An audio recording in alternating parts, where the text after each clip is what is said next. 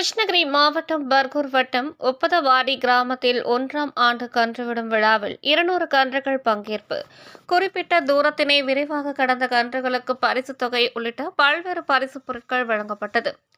கிருஷ்ணகிரி மாவட்டத்தில் கிராமங்கள் தோறும் பொங்கல் பண்டிகையை முன்னிட்டு எருது விடும் திருவிழா மற்றும் கன்று விடும் திருவிழா தீவிரமடைந்துள்ளது. இந்த நிலையில் கிருஷ்ணகிரி மாவட்டம் பர்கூர் வட்டம் ஒப்பதவாடி கிராமத்தில் பொங்கல் பண்டிகையை ஒட்டி 1ஆம் ஆண்டு மாபெரும் கன்று விடும் திருவிழா நடைபெற்றது.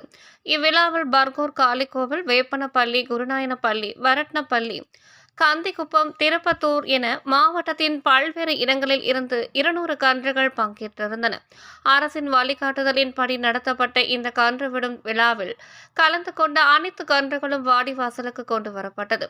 பின்னர் ஒவ்வொரு கன்றுகளாக அவிழ்த்து விடப்பட்டது. இதில் 100 மீட்டர் தூரத்தை மிக குறைந்த நேரத்தில் விரைவாக கடந்த கன்றுகளின் உரிமையாளர்களுக்கு ரொக்க பரிசுகள் உள்ளிட்ட பல்வேறு பரிசு பொருட்களும் வழங்கப்பட்டது.